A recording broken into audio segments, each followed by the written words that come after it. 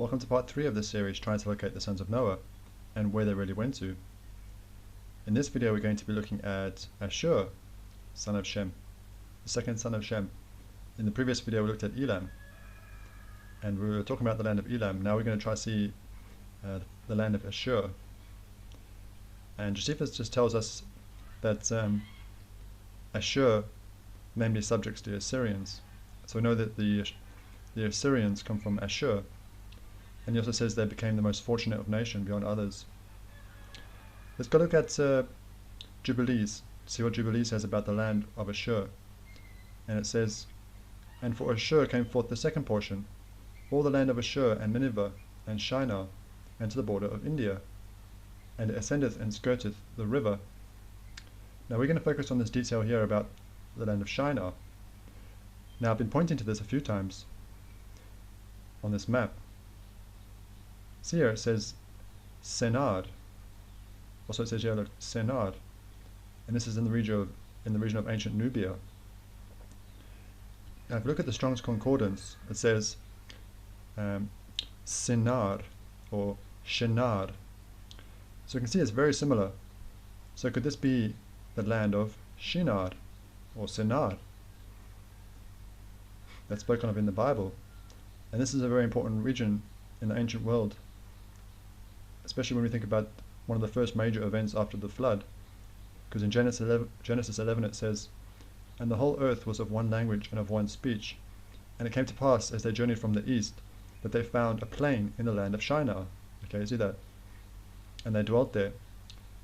So this is going to go speak about the Tower of Babel, that very famous story. So if you don't know that story, read this chapter, because I'm not going to go through it all. But Nimrod is the leader of this rebellion, and all the princes come under Nimrod, and they build this tower to reach unto heaven. But it's built in the land of Shinar, and it's described as a plain. So this is a very crucial detail, because it's saying that the land of Shinar is actually in the territory of Ashur.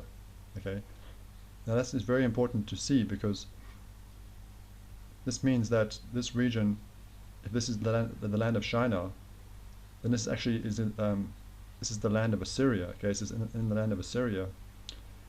And if we look at the map that we've been presented with, okay, so this is Babylon. So this is what they're saying the land of Shinar would be. But it's also known as the land of Sumer for the Sumerian civilization. Okay, so either Sumer or the land of Shinar in the Bible. But can you see how, if this is the region of Shinar, how it's not actually in the land of Assyria? You see that? So here's Assyria, as we've been told, but the land of Babylon or the land of Shinar doesn't really fall in the land of Assyria. And the way the book of Jubilees describes it, the land of Shinar is in the portion of Ashur, so it needs to be. So this might mean that the area that we're looking at, it might actually ring true and actually be a better fit, because if this is the land of Shinar, okay, then we're saying that this is the land of Assyria. So let me show you how potentially this actually fits better, because this next detail also could be vital. Because look, it says, "And it borders India." Okay, so the land of Ashur reaches to the border of India. Now this is why that part 2 was so important, where we spoke about the confusion between Ethiopia and India, and that some parts of East Africa were actually called India. You see how now that's so important, because this detail now makes sense when we think about what we spoke about in part 2, because we were looking at ancient Elam being in this region, okay, and now we're seeing that potentially his brother Ashur could be living in this region, in this territory. But this crucial bit of information, it says that the land of Ashur reaches to the border of India. You see how that would actually fit? That if some parts of East Africa were called India, then you can see how this territory of Ashur would reach the border of India. And it would actually fit perfectly, if you think about those things we spoke about. But if we look at this map that we presented with, can you see how this territory here doesn't reach to the border of Elam? So here's Elam, You see how it doesn't actually reach to the border of Elam, and obviously it doesn't connect to India, the way that we know it. If we think about, I think I might have a map here somewhere. I think it's here. Okay, so this is India proper. What we know is India, and here would be the land of Ashur. So it doesn't actually connect to India if you look at it that way. If you think about, if Jubilees were speaking about this India like we know it today, that wouldn't make sense either. You can see it, Assyria doesn't connect with India, but it also, on this map, it doesn't connect with Elam either.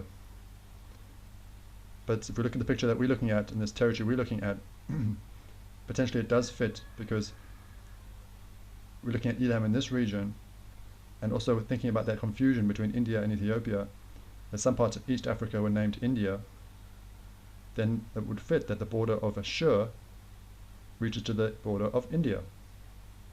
So that's fascinating. And the last detail, it just says that it ascendeth and skirteth the river.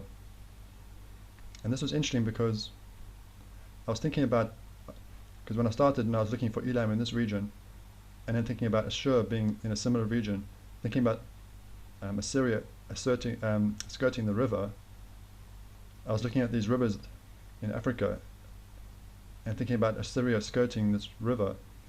And then I saw this other detail. Let me show you this. That for the Persians, the Achaemenid Empire, the Persians, they referred to Assyria as Atura. So I searched for Atura, and look what came up: Uganda, the Atura region. So this might be referring to Assyria. So let me show you where the region of Uganda is. Okay, so here's Uganda.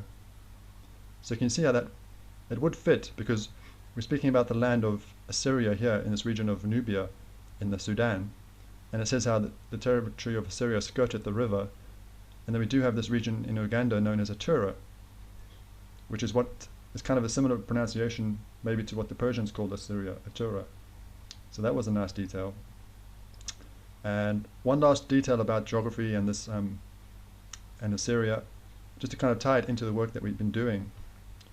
Remember in part 1 we were looking for an Aramaean kingdom in this region. We were following Pliny the Elder's description of Misa, son of Aram, for the Mycenaean kingdom, and it looked like his description was fitting for this region. That's what brought us into this, looking at Elam here and now Assyria. But I saw something very interesting that could kind of tie this all together in a way, because let me show you this. There's a region known as Adia Beni. I'm not sure exactly how you pronounce that, but this region is connected to Assyria. Okay, part of Assyria. This was known as a part of Assyria, and if we go further down,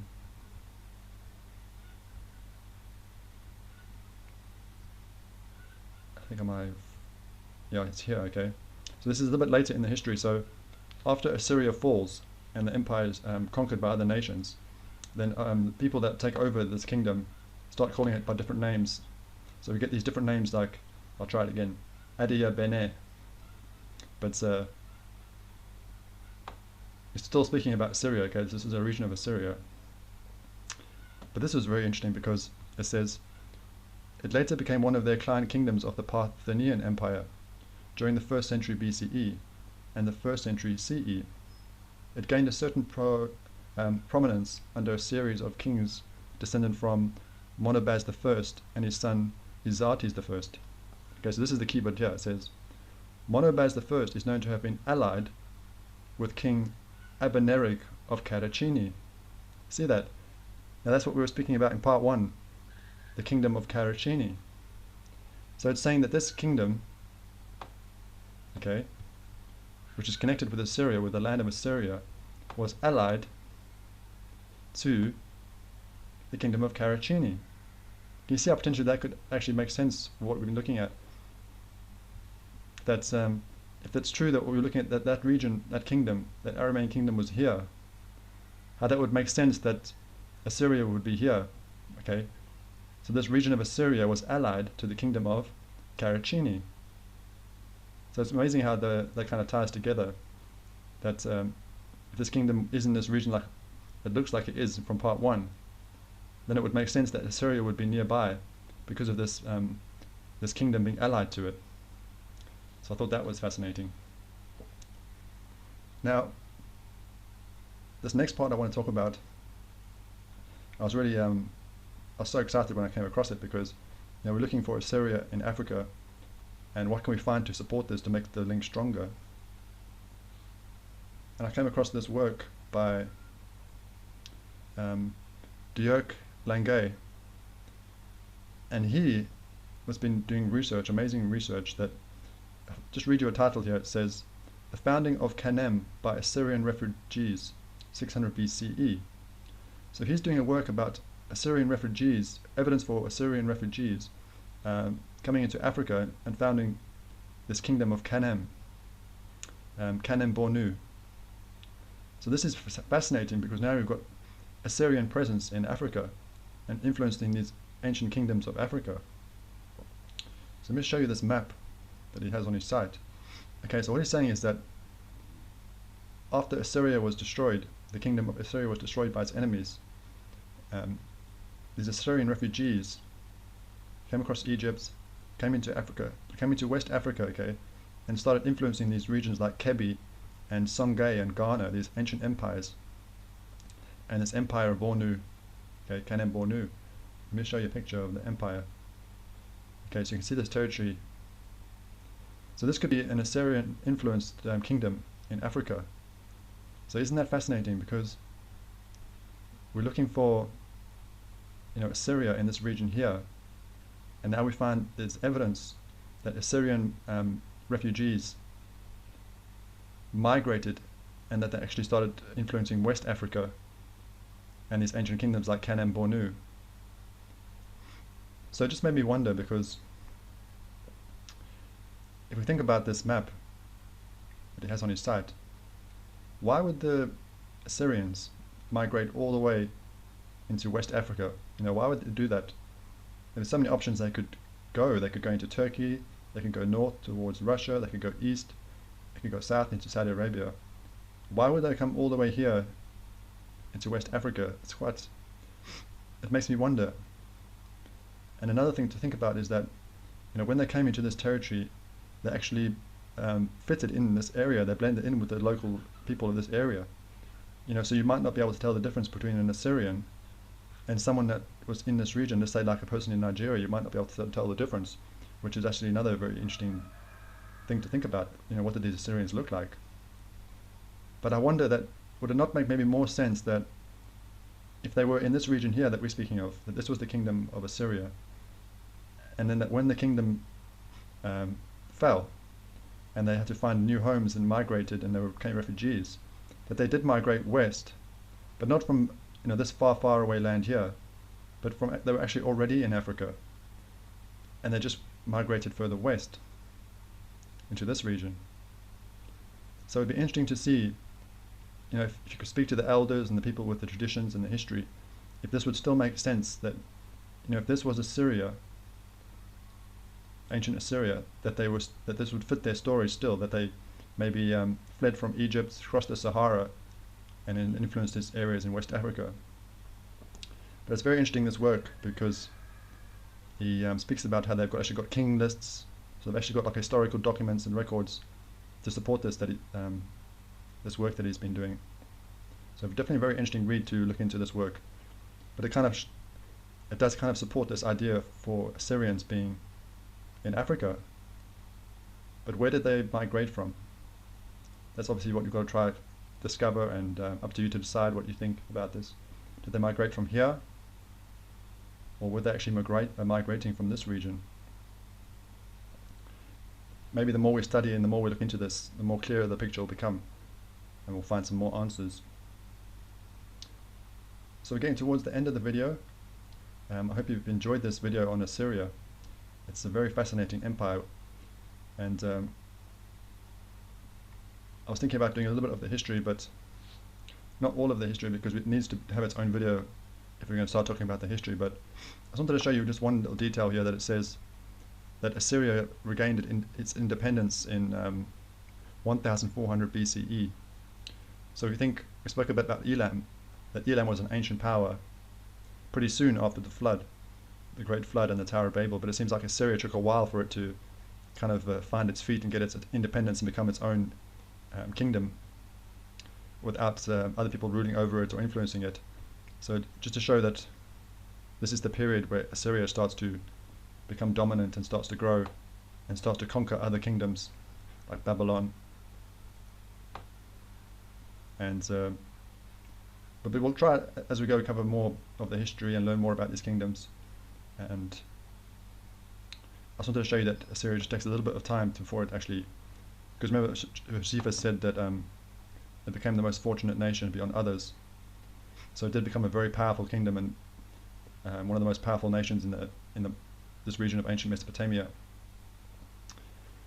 Now, one thing that I kind of forgot to mention in the previous video, I just want to kind of speak about it now, is that if we're looking at these details and making these claims and thinking about Elam in this region and Ashur in this region, if it's true, then it needs to hold up. It needs to kind of fit. All the details need to make sense and ring true. Because just to finish with this, how it speaks about that they found a plain in the land of Shinar. Okay, so the land of Shinar needs to be a plain. You need to see it, and it needs to fit that description. And we're looking at this region here for the land of Shinar. So I just wanted to show you this picture because this is the Nubian pyramids. Can you see how the regions of this area, you can describe it as a plain? And we still have evidence of these megalithic structures. Just to show you that it does fit, that we have these things that are ringing true, that Nimrod built a Tower of Babel in the plains of Shinar, obviously with help, not by himself, but can you see that this area would fit that description? And the other thing was I forgot to mention in the previous video about Elam, the territory of Elam. Let me just quickly read you this part. It says, now we're speaking about Elam, it says, the name comes from the Akkadian and the Sumerian for highlands or high country, while the Elamites referred to their land as Hel-Tami or Hel-Tamti, which seems to have had the same meaning. Okay, so it's saying that the land of Elam was known as like the highlands or the high country. And I wanted to show you this image because can you see how this region of Ethiopia could be described as the highlands if you look at the topography? So we're coming from the plains of the Sudan, but then it starts to elevate and you've got this huge mountain ranges. So here it tells you about the heights. So this is the darkest here is 4,000 meters. Just to give you an idea of the actual this mountainous region of Ethiopia, just to show that everything has to be true and fit if it is the truth. So this is another thing that points that this region that we're looking for, and this region being Elam, and Elam being known to have been referred to as like the highlands, that actually does fit, that we do have this, most of this territory here is highlands. So we'll see as we go if the picture that we're building gets stronger the more we look at the other sons. And I think in the next video we'll maybe do a video about the Euphrates River, because we're speaking about the Tigris but we haven't spoken about the Euphrates. So we'll look at the Euphrates River in the next part, and hope you enjoyed this video. And until the next video, take care, and we'll see you in the next one.